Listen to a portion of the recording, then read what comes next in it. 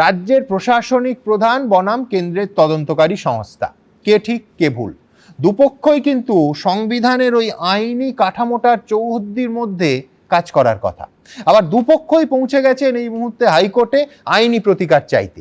কিন্তু আজকে কে আইনি পথে হাঁটলেন, কে বেআইনি কাজ করলেন? আমার প্রথম বক্তা ডক্টর নজরুল ইসলাম কি বলে? এই যে অপরাধ যেটা হয়েছে, দেখুন মুখ্যমন্ত্রী ওখানে ঢুকেছেন, ঢোকার আগে পুলিশ কমিশনার সেখানে গিয়েছেন এবং পুলিশ কমিশনারের উপস্থিতিতে, অন্য পুলিশ অফিসারদের উপস্থিতিতে মুখ্যমন্ত্রী অস্বীকার করছেন না কিছু নিয়ে আসেননি, বরং তিনি বলছেন যে তিনি আপনারা ফাইল তো দেখাচ্ছেন, তার সঙ্গে যে মোবাইল নিয়ে এসছেন, ফোন দেখাচ্ছেন, হার্ড ডিস্ক নিয়ে এসছেন, ল্যাপটপ দেখাচ্ছেন, এগুলো নিয়ে এসছেন। অর্থাৎ মুখ্যমন্ত্রীও স্বীকার করছেন নিয়ে আসছে। অতএব এই 238 ধারার অপরাধ মুখ্যমন্ত্রী অস্বীকার করতে পারবেন না এবং এই ধারাতে পুলিশ কমিশনার সমেত অন্য যে পুলিশ অফিসার ছিলেন তারাও পড়বেন।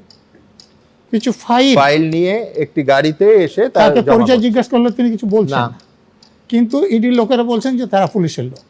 সত্যি পুলিশের লোক কিনা আমি জানি না, কিন্তু যদি হয় তাহলে এই পুলিশের লোকেরা মুখ্যমন্ত্রী, এই যে আমি ধারায় কথা বললাম সেই ধারা সরলেকেও মামলা হবে।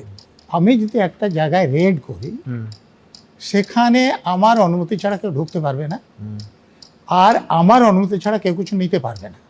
এইটা হচ্ছে আইন। যদি কেউ নেয় সেটা বেআইন। কেউ ছিনতাই বলছে, কেউ চুরি বলছে, এটা ডাকাতি সেকশন আসবে। যদি রাজ্য পুলিশ যেহেতু সল্টলেক 5 জন বা তার বেশি লোক হয়, 4 জনের কম হয়, তাহলে রবারি সেকশন আসবে। এটা পাবলিক সার্ভেন্টকে তার ডিউটি করা থেকে বাধা দিলে এই দুটো ধারা আসে।